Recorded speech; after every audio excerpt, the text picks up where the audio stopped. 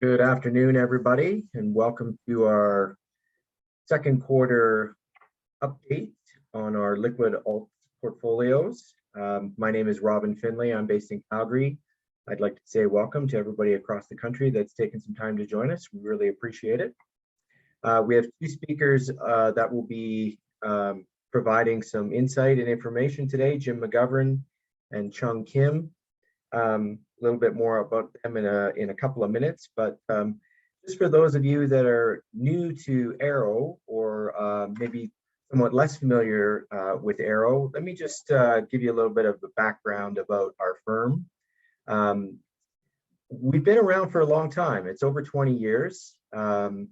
We have consistently been involved in active management, originally as a hedge fund provider, which now today, or since 2019 at least, come in the form of liquid alternatives for many of the strategies.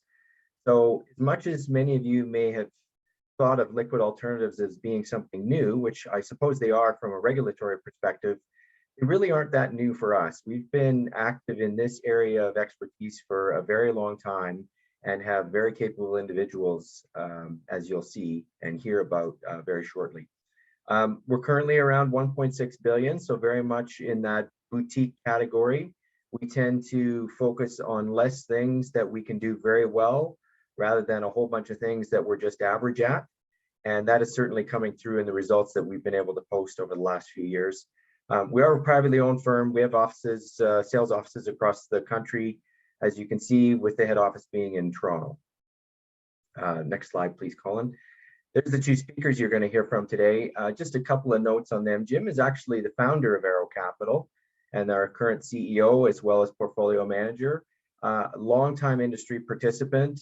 Some of you that may remember BPI Mutual Funds, he also started that firm, and later that was sold to CI, and that was the onset of Arrow Capital at that time.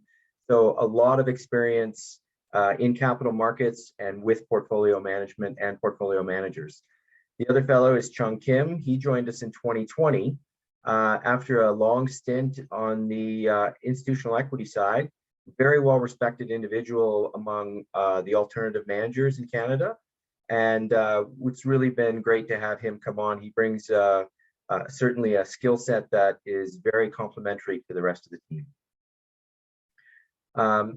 Here's just a quick summary of the four funds that we offer in the liquid alternative space. I would take time to note you that the inception dates there, all with the exception of the Global Opportunities Alt, which just was recently launched 2 years ago. We've got some time in the market with these strategies. These are not new. In most cases, these funds were hedge funds that we converted into the liquid alternative format just to make them easier for retail advisors to use in terms of liquidity and minimums and documentation, that sort of thing.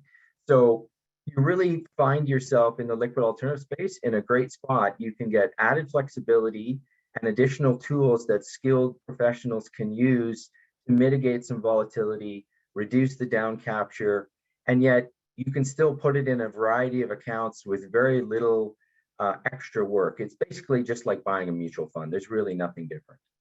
So I just wanted to spend a few minutes on that to give you an idea of, what liquid alts really mean. I think there's still a lot of, I don't know if I'd say uncertainty, but a lot of unknowns. There's a lot of boxes that haven't been ticked yet from advisors.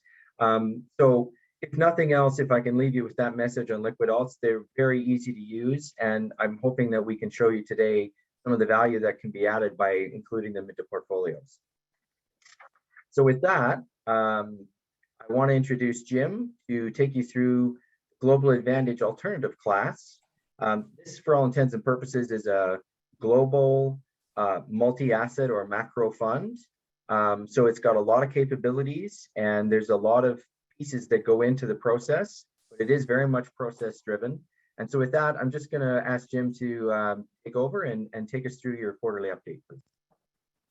Sure, thanks, Robin. And yeah, let's just kick it off with the objectives. I mean, a number of you are on the call are probably familiar with it, so I'll go through this quickly. And if you need any further information, please contact Robin or one of our great members in the field. So this is the idea here is we're looking to effectively use all kinds of different asset classes, 4 principal asset classes, to try and generate an absolute return with low volatility and low correlation to equity markets. Along with that, we are very actively managing drawdowns or the exposure to drawdowns. So we typically keep our exposures quite tight. Next slide. So the way we access these opportunities is really into two buckets, if you will: a macro portfolio and a global long-short equity portfolio. These portfolios are actively traded, as you'd expect. They're not benchmark constrained in any way, so we don't use, although we benchmark ourselves to some extent in terms of returns and volatility against the world index or the S&P. We're really not constrained in any way, shape, or form.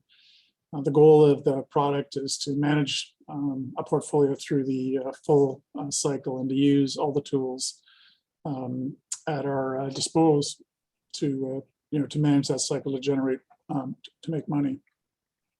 The way we do that is we're very much respectful of markets. Certainly the changing dynamics in the markets and market structure and all those kinds of things do come into play. We do not use a lot of leverage. We're rarely leveraged.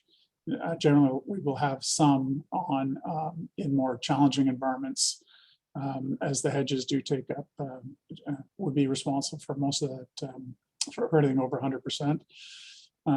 We're very liquid in this portfolio. I can liquidate this portfolio, or 99.5% of it, within about 10 minutes. When you have that kind of liquidity, it's sort of indicative of the fact that you're not really looking to earn money, the way you would in a small cap through time or through arbitrage and so things like that use a lot of leverage. Next slide. So our process, many of you are familiar with our growth and income fund that's headed by Ted Whitehead. So I won't spend much time on this, but the way I look at the world is very much top down through a model that focuses on a couple of key variables: growth and inflation, and the rate of change on those variables. Depending on how they move around, it dictates what kind of sectors we're looking at in the different asset classes. So for example, in bonds, it could be treasuries, it could be high yield, could be investment grade, and across those, it can be long and short and with different durations. And then once the sectors are picked and selected, we then can fill up the portfolio with individual securities in the case of the long short book, or with generally derivatives and or futures in the macro book. Next slide. So there's another slide that's familiar to you, and much as Ted probably, for those of you that tuned in with Ted, you'll know that our view is we're in what we call like a quad 4. This is a hedgeye nomenclature where we have the rate of change in GDP, real GDP in the US year over year falling. And we also have the rate of change of inflation now expected to fall in this quarter. We're coming off a period of, call it stagflation, where the predominant driver was inflation. I mean, with inflation still over 5%, one has to be careful, and we'll sort of address that issue in the next little bit. So in a disinflationary type of environment we're forecasting, we typically have low net exposures, US dollars, government bonds, and defensive equities. Next slide. This just sort of highlights the in the quad 4 in the far right column, the areas where we would be typically underweighted and overweighted. Next slide. So coming to our forecast, so all of you are aware that we sort of hit the peak of the GDP cycle, at least in the United States, with the final Biden massive stimulus program that hit the economy in the second quarter of last year. Once the sugar high kind of wears off, the free money wears off, we then start to see the fall in real GDP. And you can see there that we fell to 495. We had a small bump in first quarter here, but we're expecting to see a continued trend downwards. As you can see, our numbers are in the blue. The Bloomberg consensus is in the yellow, and the Atlanta Fed models in the red. So we have a mild, potentially mild pickup in real GDP year over year in the third quarter. That's likely to be revised down, given the data that's been coming in recently. Next slide. And on inflation, you can see that we believe we're peaking here, and we'll be on a steady downward trend. Although you'll notice that those numbers are quite sticky and quite high. Next slide. Okay, so our forecast then, just summing up, we see global GDP decelerating sharply throughout this year. The biggest fall will be this quarter, which will be reported, at the end of July. In terms of global inflation, we see that decelerating again, but less sharply than GDP, and it likely will remain over 5% for the balance of the year. We see goods inflation falling, but service inflation rising. Now, some of the data that is coming out, there is some risk now to the service inflation data, and there's also some risk to the goods inflation data. Goods inflation could literally crash here, as you're sort of seeing some of the retail reports, and the massive over ordering of a lot of goods, sort of across the board. And on the services side, we're seeing travel data that isn't, and survey data that is not as bullish as we might have once thought going forward. And that is in part due to the inflation. So the cost of travel, the cost, whether it's hotels, plane tickets, gasoline, and so on, will put a crimp in some of this area, in which case we could see the inflation potentially fall a little bit faster than our models are indicating now. On the flip of that, of course, is on the wage side, and whether inflation expectations become unanchored, and we have this sort of perpetual situation a la 70s. And so we carefully watch the 1 to 5 year inflation swaps levels in the direction, and they've been holding in actually quite sticky. And we're also obviously monitoring the break evens and things like that for any signs that inflation is, the delta on inflation is changing differently from what our forecast is. Now, every cycle is different, every down cycle is different, every up cycle is different. This one is not a typical quad 4, we would say, in part for sort of 3 reasons. The first is the policy reason, and that's due to the elevated level of inflation. And the Fed basically, and other CBs on record, saying that this is priority number 1, or mandate number 1, is to get inflation under control. They need to cool it quickly. That's going to be difficult. People know that monetary policy acts with a lag, although it may act a bit quicker now given the leverage in the system.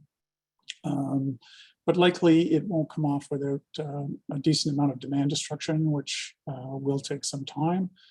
Monetary policy is a very blunt instrument. There's not much else they have at their disposal. We do know that hiking into a slowdown is one of the worst things a central bank can do. So we do expect that demand destruction to show up, in the back half of the year. And then there's 2 other exogenous factors. Obviously, the Ukraine war is a big one, in the fact that it's spiked commodity prices across the board, energy, softs, and so on. And there is a lot of knock-on unintended sort of consequences from that, including the very real issue of food shortages in the back half of this year. And the other is the zero tolerance COVID policy, an absolutely failed policy by the Chinese government, and that is causing other issues as well, mostly around the issue of supply chain, but also in the issue of demand and so on. So clearly, there's a lot of moving parts in this market right now. Next slide. So those moving parts, and typically the way we're positioned in this kind of environment is we have a very low gross and low net. Our key trades or exposures, if you like, would be a long dollar CAD, which is effectively short Canadian dollar, long 10-year and 2-year US Treasuries, net short equities, with the mix of equities actually a little bit different from what we would normally have. So we'd be net long UTs, healthcare, REITs, energy and materials. And energy is a function of the equity market really still having a way to go for the energy equities because of the way that the shape of the curve and the relatively high levels of say 2 to 3 year oil prices out makes a lot of these stocks really cash flow monsters. And so we've continued our investment there. And the materials side, again, you've got supply constraints and deficits in a lot of both industrial commodities. And then finally, we do like gold in this environment. And so we're long physical gold and some gold equities. We're neutral staples. Staples would typically be a go-to area here, but given the high levels of inflation and the crowding effect right now, they've been under a fair amount of pressure. So less exposure there. And then short, the classic, more classic cyclicals, the financials, industrials, but we're also short tech. And Chung will get into a little bit more on that in a few minutes. And so what could change in this? What would change would be the Fed pivoting to a less hawkish stance.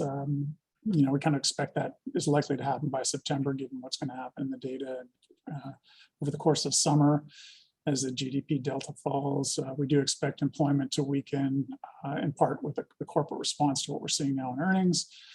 We expect core PC to start to roll down. In fact, we expect PMIs to be sub 50 by the end of the year. The other thing that would change our positioning is obviously a positive development in the Ukraine war, allowing for the resumption of Russian commodities to market. That's low probability in our view. And then the third thing obviously is price. If equities start to price in a recessionary level, so something in the 32 to 3,400 level, that would get our attention, and we would start to alter our policy a little bit. So that's basically what I have in terms of prepared remarks. So I'll just turn it over to. Actually, sorry. Let me just give two more quick bits. So this, just want to point out why we think the market can trade down to that level, and it's largely on the back of this chart. Sort of looks at EV to the sales ratio, so typical price to sales effectively in the market.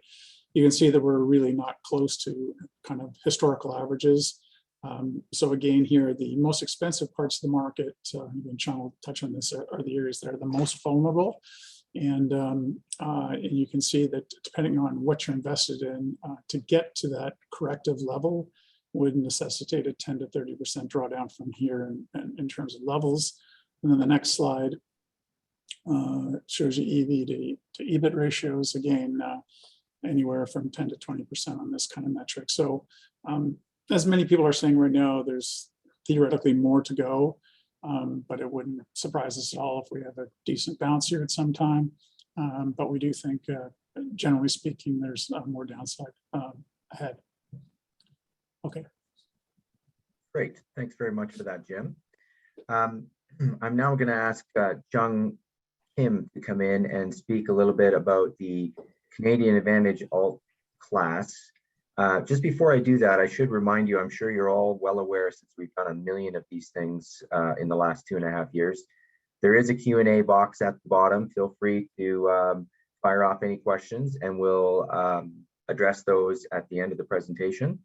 Second thing I want to mention on Canadian Advantage, it's a little bit of a, it's got a name that maybe isn't 100% identifiable with what goes on under the hood. It's probably more North American than it's Canadian, so I always like to make that assertion. We do have the ability to be up to 50% in non-Canadian securities, and that does happen from time to time. But with that, I would like to ask Chung to come on and take us through what's happening with Canadian Managed Alternative from his perspective. Yeah, thanks, Robin. Thanks everyone to join. So Canadian Advantage is co-managed between Jim and I. Obviously, kind of Jim just went through kind of his thoughts in terms of the market. So we kind of blend his top-down macro views with my more fundamental kind of bottom-up views. Generally speaking, it's a long-short fund, as Robin said, North American focused, 8 to 12% return is kind of what we target with reasonably low vol. Next slide. To kind of exactly what I just said. So kind of Jim is kind of top down, and I'll do some of the stuff kind of on the fundamental side. Next slide. Yeah, pretty much the same thing. Next slide. And so I'll just kind of go through kind of my views on the fundamental side. I mean, there's a reasonable amount of overlap between kind of how Jim is positioned and how he's thinking, but there are some nuances there. So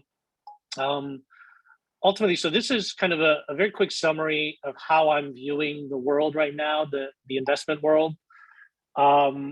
So my view has been that there's been an overvaluation in certain markets for quite a while, specifically in technology growth and kind of what they call compounders.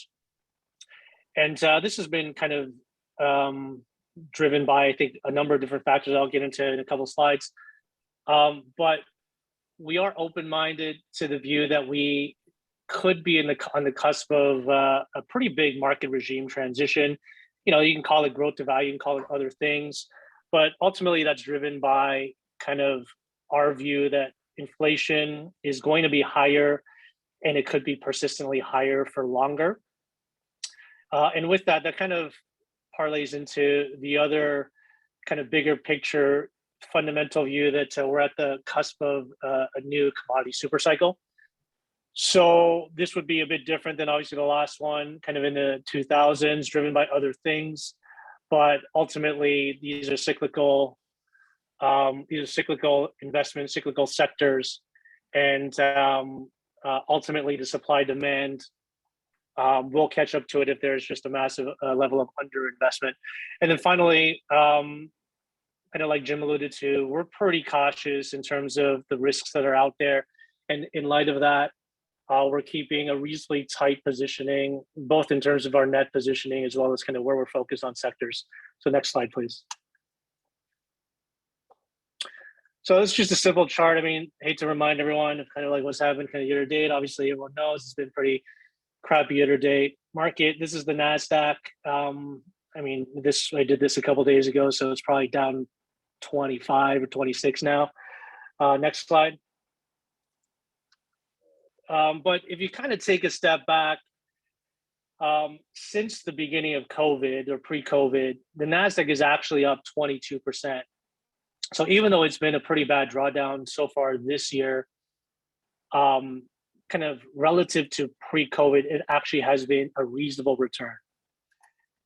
And then next slide. And then if you actually compare the NASDAQ or even the S&P actually to kind of other broad kind of world indices, it's still outperformed even with kind of the reasonably big underperformance that we've seen this year. So I think the TSX is up about 15 year to date, 15 since COVID. The DAX is, I think, up 5. Emerging markets are down, DAX is up 3, emerging markets is down 5. So I guess my point to this is, even though it's been a very painful last few months, my view is it could just be the beginning of kind of a much more painful unwinding. You know, you could say it rhymes with stuff like 2000. I think it could be something more similar to the 70s and the Nifty 50. But there's like a few different reasons why I think that might be the case. So the next slide, please. So this is just kind of, this is definitely not exhaustive, but the way I think about the market is it's driven by, a lot of times it's driven by fundamentals, but I would say kind of over the last few years, the market's been driven by much more non-fundamental factors, whether it's just flow with kind of the influx of passive management, just thematic trading, narratives. So if you kind of look at the left column, these are the things that, in my view, has been driving the market for many years. And a lot of them are linked, not necessarily kind of all at the same time. But it wasn't that long ago that we were talking about negative rates, low rates forever, negative rates, deflation, secular technology, ESG. The Fed was always going to have your back. There's going to be just massive liquidity in the system. So I think that was like a pretty well accepted narrative. And I think people were investing or trading on that basis. And in my mind, that was the big driver of things basically just getting very overvalued for quite a bit of time. I think the difficulty is kind of knowing when there might be potential turns in the market. And in my view, the big turn is inflation, and ultimately what that means for the market, specifically the possibility of higher rates. So on the right-hand side is what I think is happening now and the possibility of this happening for longer. And there's a lot of different factors that have kind of combined to kind of shift the narrative. Very simplistically, it's inflation and liquidity. So clearly with inflation where it is today, the Fed has to act. They are quite a bit more hawkish today than even 5 or 6 months ago. And it seems like every month they're kind of incrementally more hawkish. And ultimately that just means there's less liquidity in the system. And I think that effectively is the fuel that's been driving the markets, and specifically driving certain pockets of the markets, technology and growth. So in combination with that, we've obviously kind of exited COVID, or exiting COVID, knock on wood, supply chain issues, as well as the Ukraine invasion. So there seems to be a bit of a perfect storm of factors, of events that may reverse a lot of the factors that were driving the markets higher. And I think with that comes a decent amount of risk, obviously, but also comes some opportunity. So next slide, please. So, I mean, I think everyone's probably seen a slide similar to this. You could kind of, there's like a lot of slides or kind of pictures going around about where the commodity complex is relative to the overall index, and where technology is relative to the overall index. And probably for about a good 3 or 4 years, it's been at historically extreme levels. Obviously, if you kind of just sold it or you went the other way, it's been very painful to do that. So that's why timing's been tricky. But all that to say, this is basically just saying the yellow line is the percentage of CapEx that's driven by technology firms. The blue line is percentage of CapEx driven by commodity firms. Ultimately, we're at very extreme levels. And this sets up for the possibility of it reversing and a true regime or leadership shift in the market. Next slide, please. So this is a slide that also shows how tight the commodity market is. So it's not necessarily just about flows, where if you sell growth, you have to buy something else.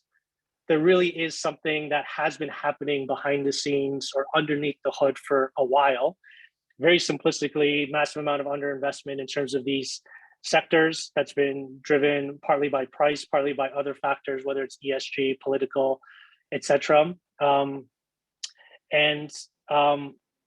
Again, because of some factors that have kind of all come together, whether it's supply chain, COVID, the invasion,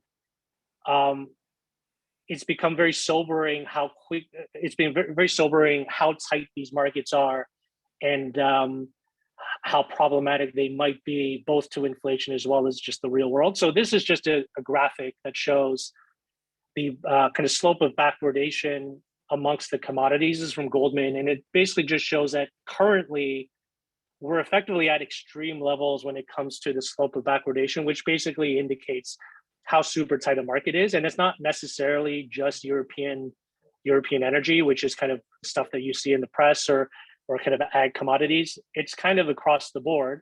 And again, that's symptomatic with the massive amount of underinvestment that's been happening in this complex for many years. The other thing I would say is this has been happening even before the invasion, and that just shown kind of a greater light on it and made the issue a little bit more challenging. Next slide, please. So that's kind of where some opportunities might be. I mean, the most obvious risk is inflation, the Fed, policy error, and ultimately if that could lead to a recession, and if so, if it could be a pretty deep recession. So that's the balance that we obviously are trying to kind of to maintain, in that on one side, I do believe that there's some really interesting asymmetric opportunities, specifically in stuff like commodities. But on the other side, we all know that if things kind of get a little bit too kind of sideways in terms of price, that could kind of create a bit of a negative feedback loop and ultimately lead to a recession. So with that, we're trying to be more defensive and tactical when it comes to exposure. But at the same time, we still believe that there are opportunities there. So next slide. So very high level in terms of my strategy, we're about net 30% exposed. That'll fluctuate. So maybe some context. So 6 months ago, probably October, November, we were probably 70, maybe 80% exposed to the market, generally across the board.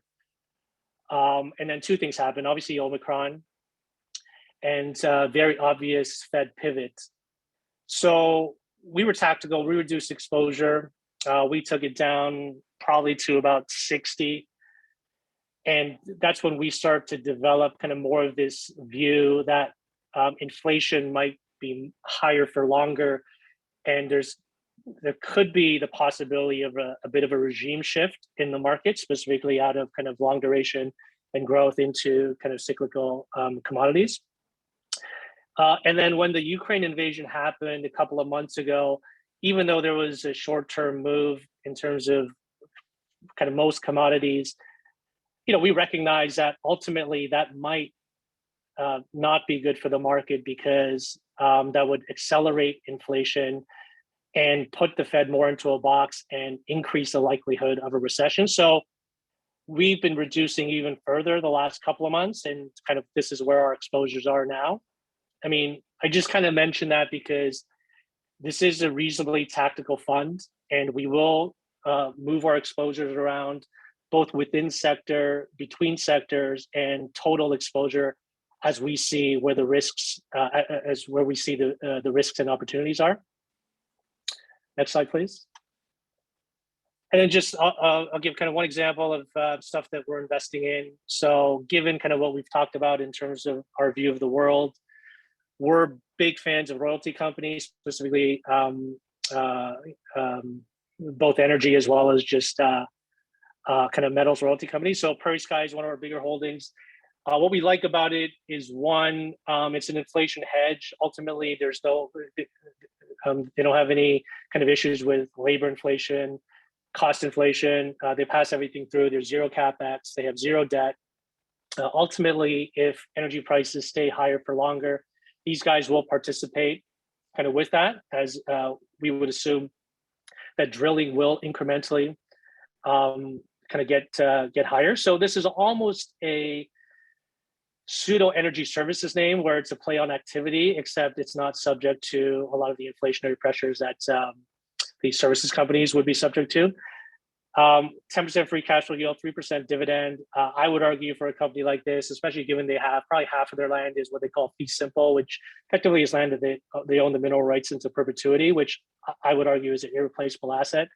I mean, I would argue this should have like a 5% free cash flow yield. Will it get there again? I'm not sure, but the point is, these are the types of things that we find interesting in this environment. So I think that's it for me, and I'll just turn it back over to Robin. Great. Okay, thanks.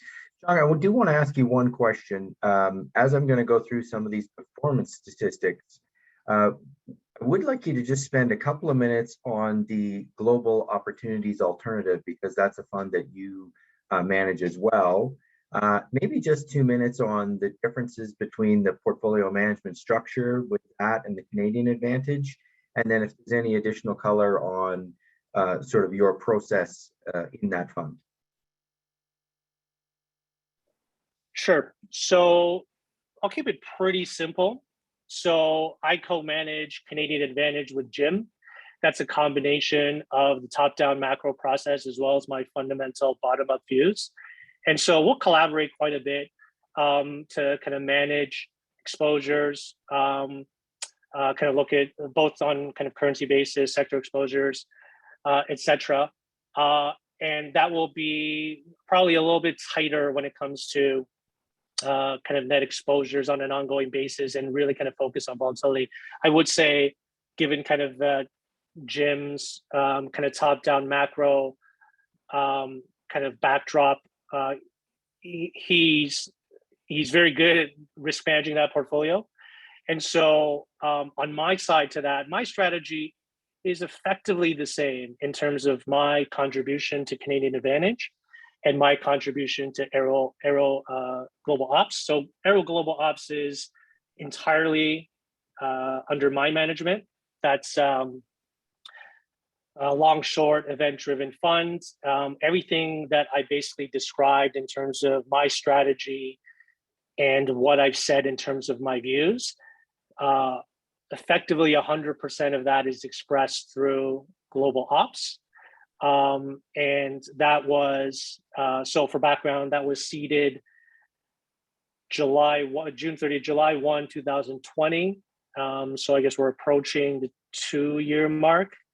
It's been great so far. I think we were up 50 for the last 6 months of 20, 31, 32 for 21. And I think as of April, we're up 7. And so that's an absolute, people will ask me, like, what's the target return? I mean, that's an absolute return fund. I'm a big unit holder of that. And ultimately, I want to make money and not lose money in all markets. I mean, that's very hard to do, clearly.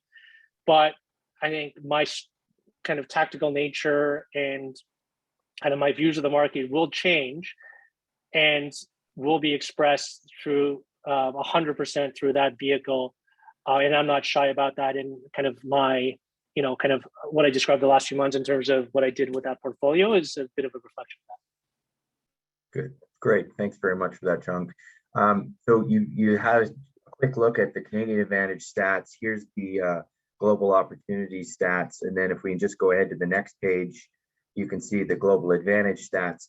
The one point I would like to make here, we do talk about absolute return reasonably regularly in the alt space.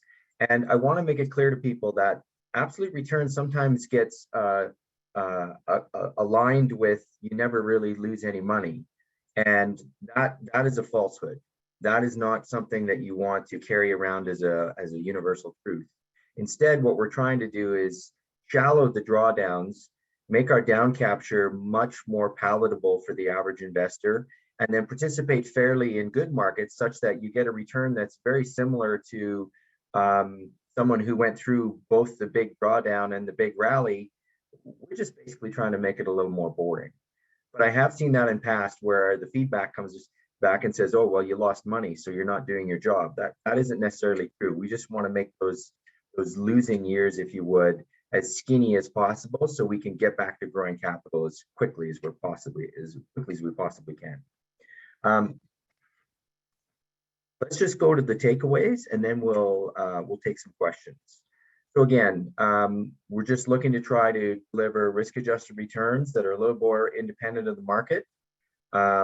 We're positive alpha generators.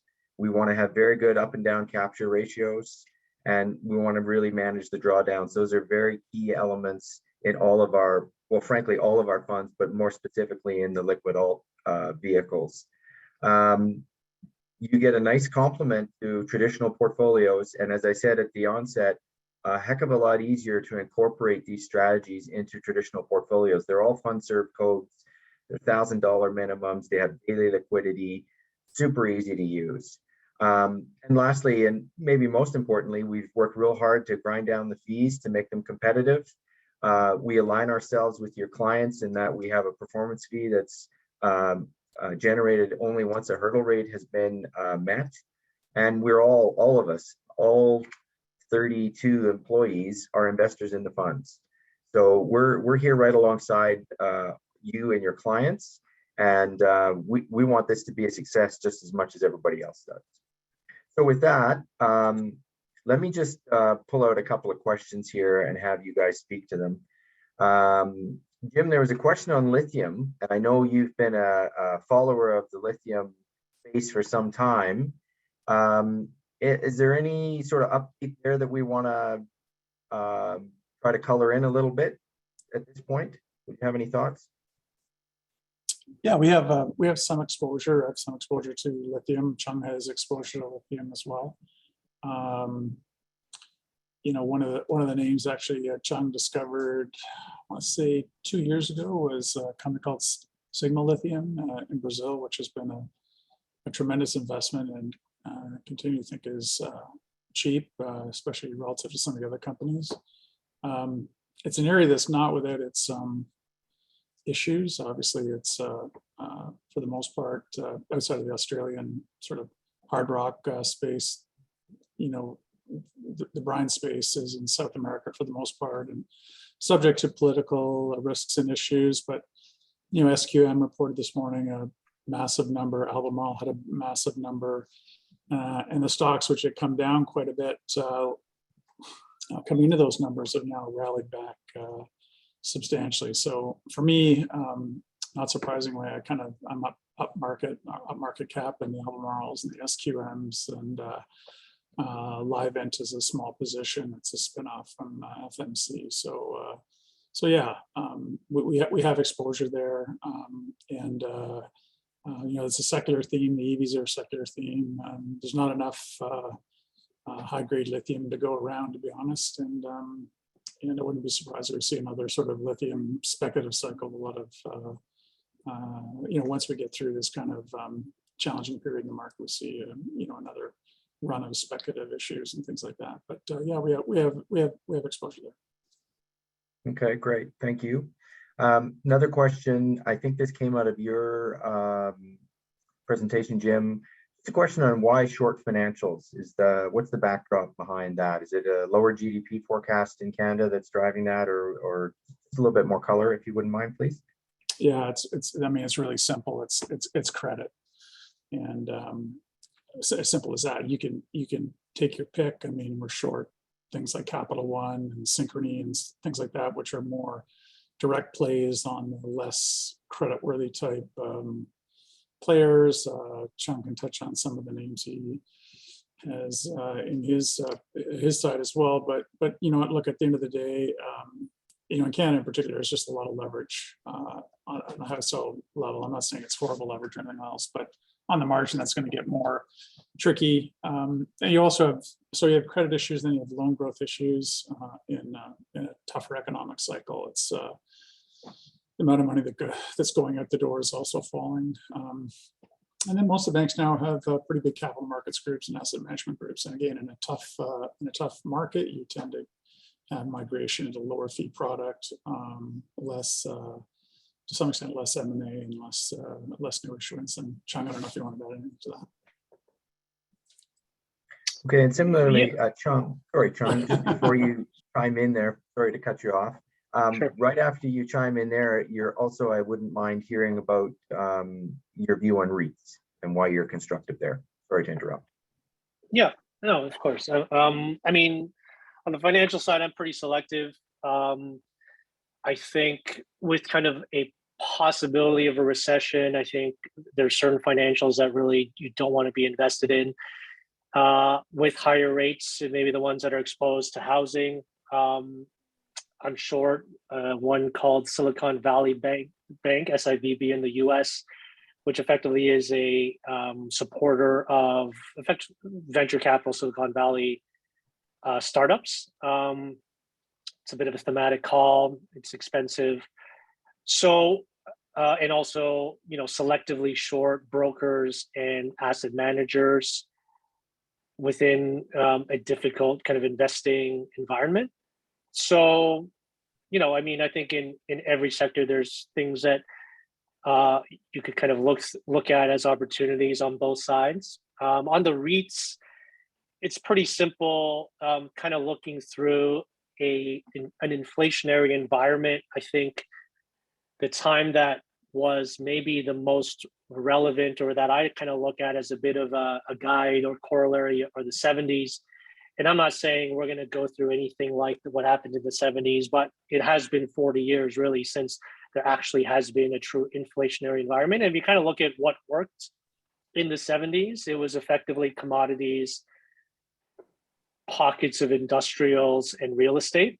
So it's as simple as that. You could look at it through kind of owning land. You could look at it through kind of multi-res, the ability to pass things through. But generally speaking, that's an area that does decently well during an inflationary environment. Great. Okay. The follow-up question related somewhat to the lithium, Jim. There's a question here with respect to going short or lightening up on technology. Does this also apply to the 24 EV vehicle makers as well as LIT, the Global X Electric Vehicle Battery ETF, and its component investments? Right. Okay. So there's a lot there. So on the battery side, most of those stocks haven't done super well, and for the most part, they're all plays based in Asia. We did have exposure to those 18 months ago, names like cattle in China and things like that. And we're actually just looking at that space again now. So it's something we have under review. We don't have any exposure there, but really there's sort of 3 investment grade companies you can kind of look at in that space. And I would say, that's everybody's gone from super excited to probably too much capacity coming on too fast. A little bit like the semiconductor business a bit. But it is an area where we're looking because prices have come down a lot. Share prices have come down a lot in these names. And then on the actual end users, like I presume you're talking about like the Tesla or Li Auto or Volkswagen or some of the, what will be a Ford, whatever the bigger players are. And again, a lot of those names are hampered by not the demand for EVs, which is tremendous, but rather the ability to deliver the product with all the supply chain issues around semiconductors and so on that really kept those companies back and have forced them to scale back growth expectations. And plus they're facing a slew of cost pressure as well. So that would be an area we're not super excited about. We're short, I'm short things like Tesla and what have you. And so it wouldn't be an area we're really actively investigating now. But on the battery side is interesting now. Okay, great. Thanks, Jim. Just in the macro lane, there's a question about, have we seen peak yields on the 10-year? Any thoughts on that, Jim? Absolutely. Although I think some of my colleagues would differ with that. I think we have. But I'll reserve judgment. If I'm wrong, I'm wrong, and I'll change. And there's also a question here that I think is actually a good one for Chung. Just spend a few minutes on. I know it's going to be a contribution from both of you, but if you look at the vol or the standard deviation on Canadian Advantage versus the standard deviation on Global Advantage, is that primarily due to the macro risk overlay that's there, or are there other factors that are going to impact that number, notwithstanding the fact that one has a much shorter track record than the other? But any color that, if either of you want to jump in on that and provide some color between the two. Well, I can just we keep global really tight. I mean, in terms of net exposure. So we're, one of the things that I think has given Canadian Advantage a better return profile over the last little while is pretty much focusing exclusively on equities, and being able to move around the sectors and have something like Chung picking specific stocks and some really interesting situations has made a big difference. I've had with this quad 4 call and being I've had a little bit too much on the bond side, and that's what's really dragged this year. Otherwise, I'd be up. But I am kind of committed to that trade. It's not as big as it was, but I do think it's going to work before the end of this year. Okay. Chung, just if you can maybe provide a little color on that same question with respect to your global ops and the Canadian advantage. It's the risk overlay, I think, that primarily keeps that Canadian advantage fund a little more locked down. Would that be fair? Yeah, I mean, simplistically, that's right. So global ops, I mean, it is a performance fund, and I manage it to generate returns. And with that, I'll kind of go where I believe a lot of opportunities are, and kind of more on the steady state basis. I actually think a lot of opportunities generally sit in kind of smaller companies. So I actually do spend a decent amount of time looking at kind of small mid cap companies, because I actually think in a quote unquote normal market, which I don't think we're in today, that's where a lot of the market inefficiencies are. So probably a lot of the first year and a half of the fund was invested a decent amount in kind of smaller names. Obviously, I've been pivoting the last few months, kind of given what's happening in the market and kind of going bigger, kind of more liquid. But with some of the returns that have been put up by that fund, clearly that comes with investing or trading in areas that generally do have a little bit more volatility. So one area that I spent a decent amount of time and I think generated some pretty good alpha for a few months was the SPAC area. And that is a very, I mean, when I was investing, that was a very high volatility area. I don't know to what extent that kind of contributed to what the kind of vol is on the fund. But my point, I guess, is those are things that I will kind of move into when I see opportunities. And ultimately, even if the vol looks high, I guess my view is on a risk-adjusted basis, it still made sense. And I think the return and Sharpe ratio kind of proves that out. Okay. Couple more here. This one's always interesting. The short candidates, are you finding that there's a lot of companies that would sort of fall in the category of they've got debt, they might struggle with refinancing at higher rates? Are those opportunities presenting themselves, and are they heavily shorted, or are they available to be shorted and on an added value basis? I mean, I can chime in there. I'm not sure if we're necessarily at that point. I don't think we're in a 2008 type of scenario where ultimately the system's going to freeze and companies aren't going to be able to kind of roll their debt over. But having said that, at the margin, if you kind of think about what companies, kind of what's happening in the market and what type of companies people are looking to hide in or avoid, clearly ones that have kind of higher debt, especially ones that are kind of more cyclically oriented or economically driven, are kind of more avoids. And I think whether they're actually outright shorted, I'm not sure. But when I think about shorts, I think there's actually a lot of different buckets that you could kind of pursue. High debt and specifically high floating debt for sure is an area, especially if it's a company that is not that profitable. Generally speaking, I wouldn't say that's the case with a lot of companies. I mean, they generally, even if they have debt, they generate a decent amount of cash flow. But for sure, there's pockets of that. And you know, the market's quite smart and they kind of get there very fast. So to try to find kind of new opportunities is definitely getting harder. Okay. And I would say just in terms of that refinancing risk, you know, there's different obviously grades of credit from investment grade to unrated or junk, and you know, right now the junk market, I mean, if you look at the high yield CDX, it's through 500 basis points now.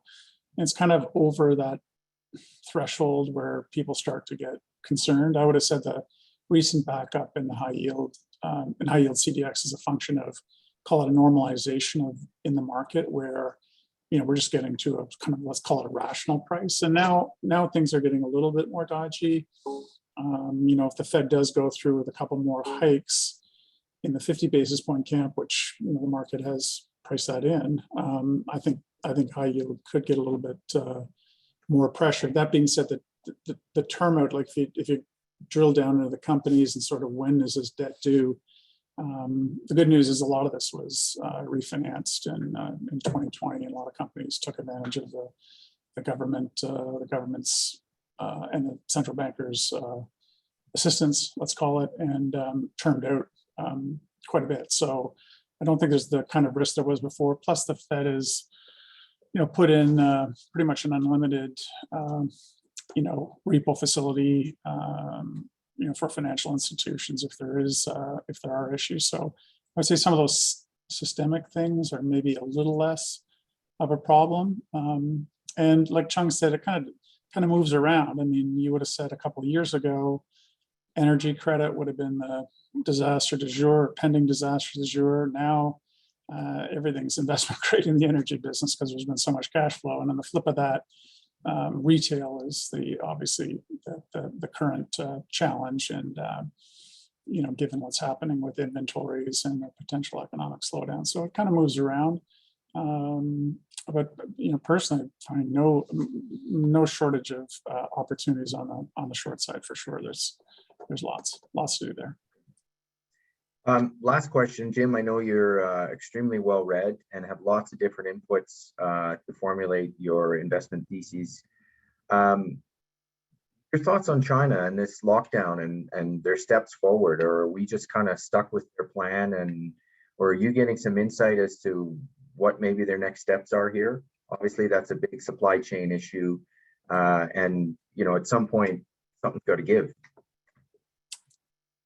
Yeah, I don't claim to have any expertise in China, other than what anybody else can read. There's different levels, right? I mean, you got everything from the micro level, the security level, where there's a lot of to and froing between the U.S. government and Chinese government as to what constitutes proper accounting or proper audit, which it seems like they're making some progress on that.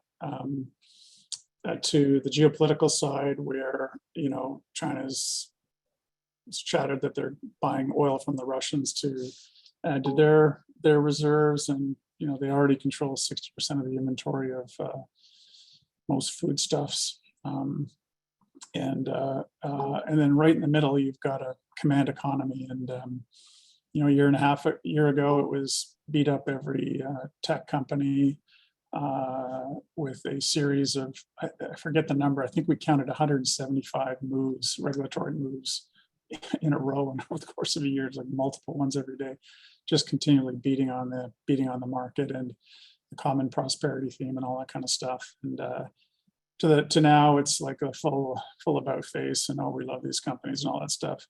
I mean,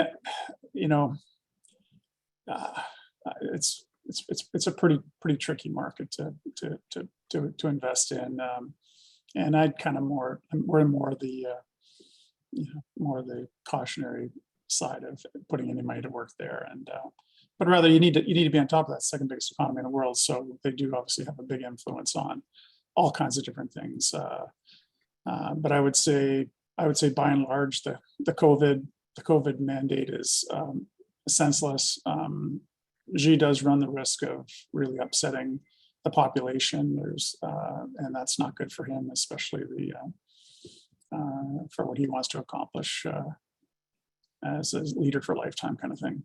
But anyways, yeah. So I'm certainly not an expert on China. Just sort of like you, looking and watching at the developments there. And but it is a wild card. It introduces unknowns, and you have to alter your probabilities on different things. Across companies, across commodities, and across geopolitical situations. And it's simply pretty much unknowable. Okay, great. Thanks very much, Jim. I think we'll wrap up there. One thing that I would like to share with everyone on the call, I know, we all know, all of us here know that you guys get absolutely inundated with inbound emails, text messages, calls, calendar invites, whatever, and they really don't solve anything for you. It's someone just trying to fill a quota on the other end of the page or the other end of the receiver. We don't do that here. We've got a sales team that each and every one of them have 20 plus years of experience. So we understand the demands of your time and what your business has to do to be successful. And really what we would like to do is take the expertise that we have in this space in liquid alts and active management and explore what opportunities there may be for you to utilize some of what we do with full intention of, or the full knowledge of the fact that not everybody's going to want to do it. So we're going to check in, but we're never going to be that firm that just pounds you with stuff that's not relevant to you. It's very much a bespoke approach here. We want to understand what makes you tick, and we want to be able to help where we can. So if you can give us an opportunity to tell us the story, if you can share with the peers that you talk to that it's worth listening to us at least one time, we'd be happy to take on that challenge, and we will always be very respectful of your time. So I just wanted to pass that along because I do realize just how much is coming through to you guys. It's a crazy amount, and I'm sure it's very frustrating. So we don't want to contribute to that. With that, I'll say thanks very much for your time today. Jim and Chung, thank you very much for the update. This will come out in replay very shortly, so you'll see it in your inbox if you need to read again. And of course, if you have any questions or need further detail on anything that we covered here today or didn't cover for that matter, reach out to us and we'll get to the answers pronto. But for now, I'd like to say thanks very much and enjoy the rest of your week.